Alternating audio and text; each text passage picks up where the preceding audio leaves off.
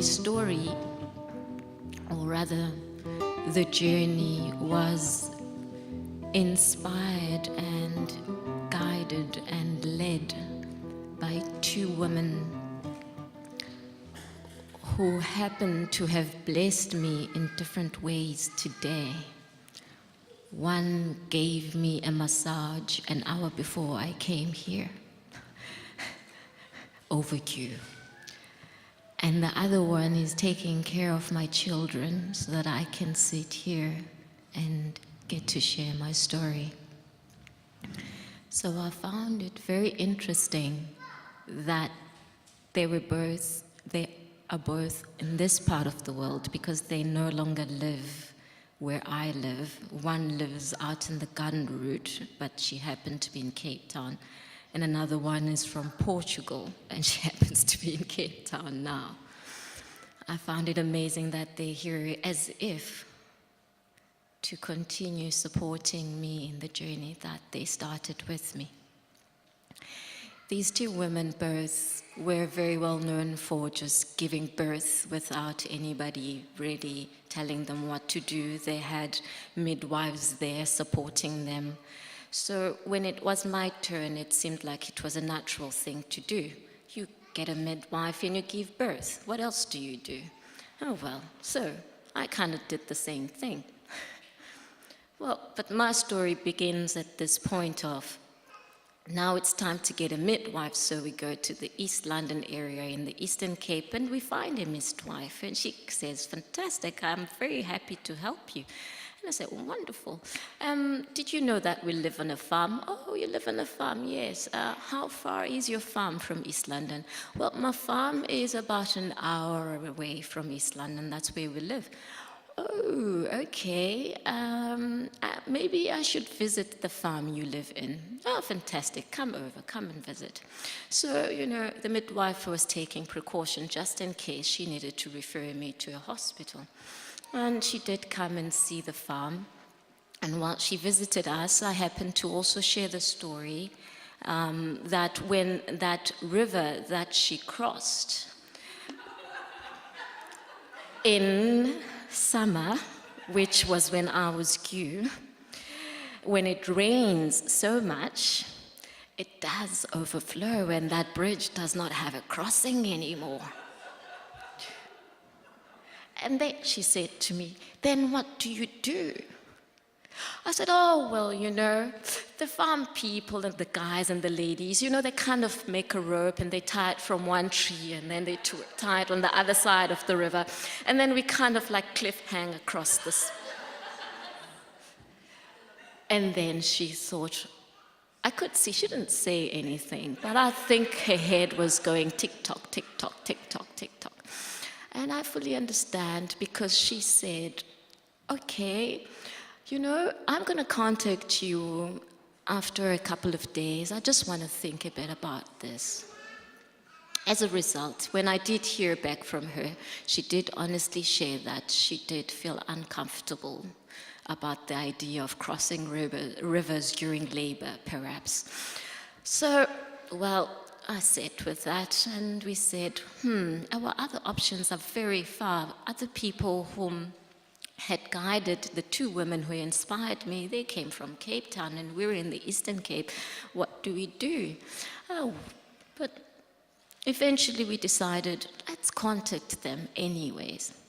So I got support from Cape Town and I got support from East London sometimes, and I had these midwives who came and would just feel and poke my belly every now once in a while and tell me things like, yeah, you're doing well, and they would like feel my blood pressure, and then they would say, oh, everything is good. Okay, so I thought, well, this is going well.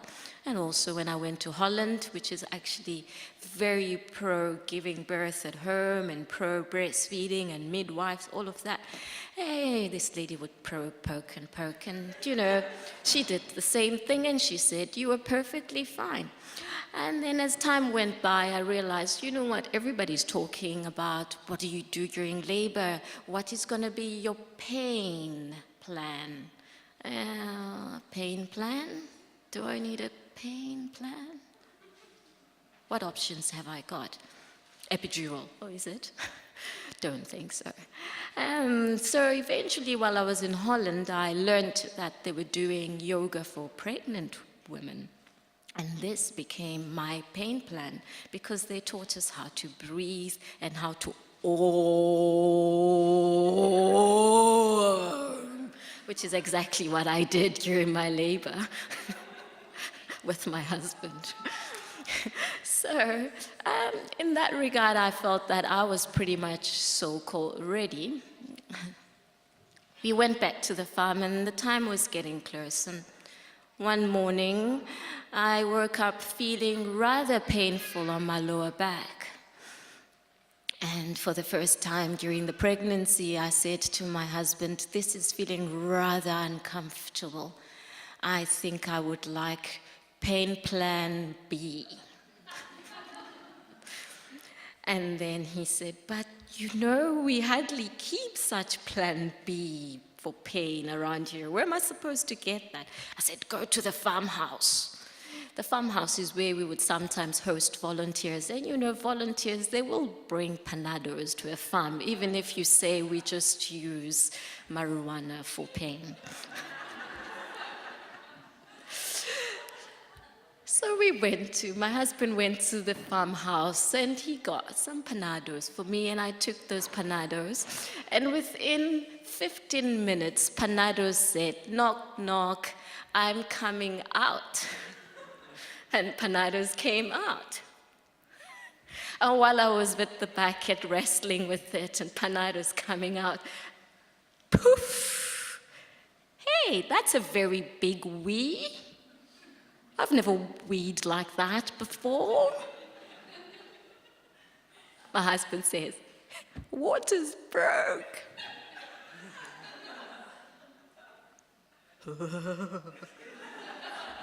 Back into my bucket. And the time had gone, so now it was time for us to go downstairs because, you know, we did have the plan of having a water birth. And so my husband, who is from Holland, everything has its place, had learned all the steps.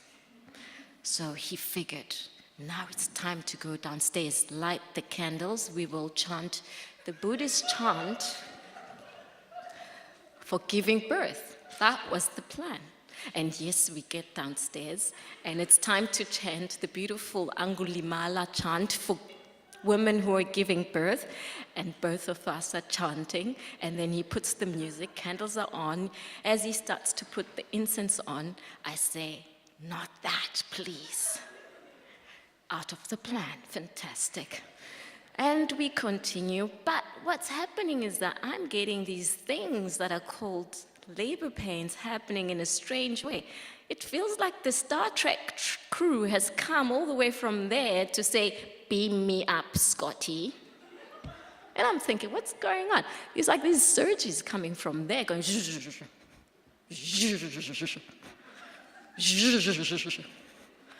and I'm standing there holding onto the desk, and as these zzzz are going on, and I remember, oh yeah, they said I must om,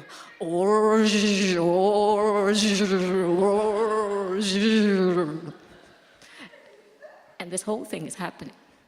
But the thing is that it's not stopping. And we remembered that it said it would stop. And my husband is thinking, I'm here with you, but I need to set up the pool. And I'm thinking, honey, they said I'm going to have a break, but there aren't any breaks. Where are the breaks? Is there going to be a time for smoothie? The one that you made for me? So I said, okay, I'm tired. I need to sit down. In the meantime, he realizes, okay, this is going quite differently from what I thought. So he decides to be on the line with the midwife. Knock, knock, midwife. By the way, the child is here. This is 3 days before you're due to come. You're still in Cape Town. We are in East London. How do we do this? Well, okay. So I think they had some conversation with the midwife, and the midwife tried to figure out what was going on. And I think they got to the conclusion that while I was sitting in the bucket and maybe the midwife was telling him that I should go have a shower. The baby was being born. And I think when my husband came back and said, I think we should go have a shower, I said, okay, cool. And we quickly walked into the shower, and that did help a lot. It just cooled down those zzzz. I think they started feeling like zzzz, om, ksh, om, ksh. And in that way, I started cooling off. And when I went back into the house, I started having more of these things. And I thought, you know what? It feels like I just want to poo. And so I just went and I sat on the bucket. And I was like, I just want to poo. I'm sitting here. I'm going to do my number two. Number two, number two, number two. And then my husband eventually says, honey, the midwife says that you should just sit up for a bit. And when I sat up, he said, I see the head. I didn't know that I was giving birth. All I knew what was happening is that some zhuzh were happening, and they felt like they were squeezing me, and the poo was coming out. And after a couple of these zhuzhs, he made me stand up, and then when I stood up, he said, I see the head, and then next two zhuzhs happened, and then the baby was out. He caught the baby. Luckily, it didn't slip into the bucket. And we walked together, and we sat on the couch, and he put the baby on my chest, and that was it. And later we learned that it had happened in about 55 minutes. And that's why I didn't have any breaks. And we later learned that apparently that's giving birth like a cat. That's what my midwife said. And she said, thank goodness she had that space of a person whom she could trust, the space of comfort, an environment that she felt very comfortable in, because if anything was out of place, things would have gone differently. That type of birth, it needs to be allowed to happen just the way it does. So I am very grateful for that moment, because it's exactly the same thing that happened with my second baba, my girl. The Juju story came out. She came out in 40 minutes, caught by her dad, who was sitting with my son on his lap. So my son was there, and you know what he says? He says, Mom, I remember the day you pooed Ario.